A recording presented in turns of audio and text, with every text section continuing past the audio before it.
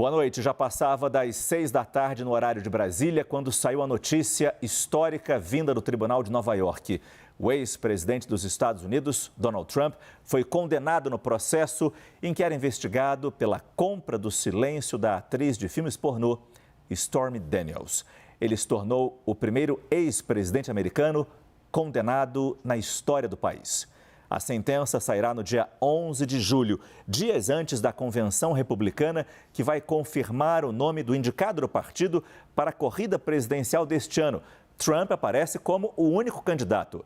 Ainda não é certo o impacto que essa condenação poderá ter na decisão dos republicanos e entre os eleitores de Donald Trump.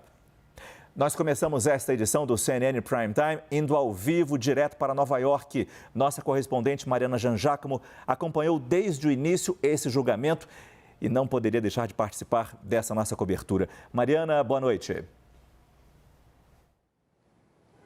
Oi, Márcio, boa noite a todos. Márcio, é um dia histórico nos Estados Unidos, é um cenário inédito. O primeiro ex-presidente americano condenado criminalmente e candidato à eleição deste ano. Quais os impactos disso? A gente realmente ainda não sabe, mas 12 pessoas, 12 jurados consideraram Donald Trump culpado de 34 acusações de ocultação de pagamentos, de falsificação de registros financeiros. Os jurados consideraram que Donald Trump tentou esconder a verdadeira natureza de pagamentos feitos pelo silêncio da atriz de filmes pornográficos Stormy Daniels com relação a um encontro que eles teriam tido em 2006. Isso durante a campanha presidencial, a primeira vez que Trump concorreu às eleições aqui nos Estados Unidos. Agora, Márcio, é muito importante a gente pensar nessa situação sob dois parâmetros, né? O primeiro parâmetro legal, então questões técnicas. Donald Trump pode continuar concorrendo à presidência? Pode, ele realmente pode. A Constituição dos Estados Unidos não fala nada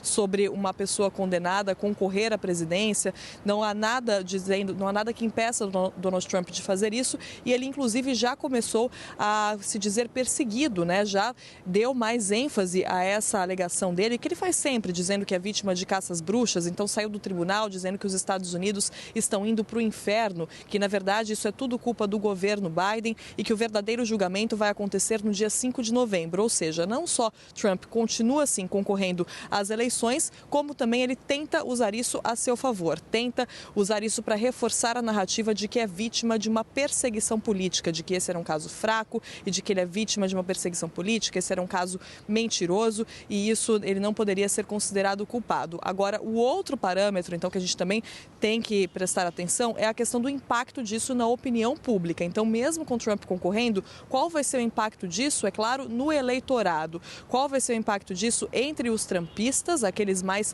leais a ele, que estiveram com ele até agora, mesmo com todos esses problemas na justiça? Será que uma condenação vai ser capaz de tirar o voto dessas pessoas, dessa base de eleitores tão fiel a Donald Trump? E qual vai ser o impacto disso naqueles eleitores mais moderados, aqueles que, na verdade, não gostam tanto assim de Donald Trump, mas também não querem votar em Biden porque não gostam de como o país está, dos rumos que o país está tomando, né? Claro, lembrando que Biden sofre com níveis baixíssimos de aprovação aqui nos Estados Unidos nesse momento. Há pesquisas apontando que uma condenação de Donald Trump poderia sim enfraquecê-lo, poderia fazer com que ele perdesse votos, mas agora a gente precisa esperar, claro, para saber como que isso vai se traduzir na opinião pública.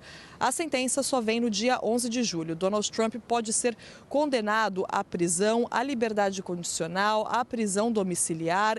Há uma série de opções, há uma série de alternativas para o juiz dar essa sentença para Donald Trump e nesse momento não dá para saber exatamente o que vai ser feito. Por isso é um momento, eu disse, um momento histórico e inédito em que mesmo os analistas mais experientes aqui nos Estados Unidos dizem muito não sabemos, porque são muitas perguntas sem respostas. Há muita expectativa no ar, um clima de surpresa também, até porque muitos consideravam esse caso técnico demais, um caso talvez até mesmo terreno fraco para a acusação, do ponto de vista da acusação, exatamente porque, apesar de tratar sobre temas ali que atiçam a curiosidade das pessoas, né? Então, o encontro sexual de Donald Trump com uma atriz de filmes pornográficos, a questão do suborno, nada disso foi julgado. Os jurados tiveram que se debruçar sobre questões técnicas, sobre se Trump teria ou não tentado ocultar e disfarçar a natureza dos pagamentos feitos pelo silêncio de Stormy Daniels. Então, foram semanas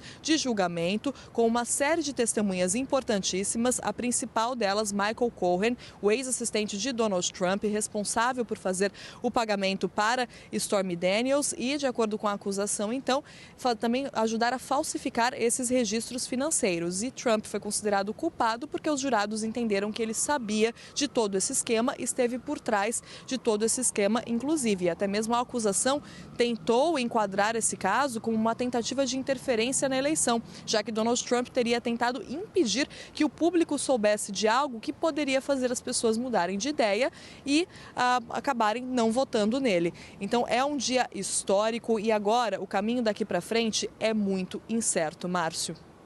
Essa é a nossa correspondente Mariana Jangiacomo falando ao vivo, direto de Nova York, nos trazendo um panorama geral dessa condenação de Trump e como ele chegou até este momento. Ao longo dessa edição do CNN Prime Time,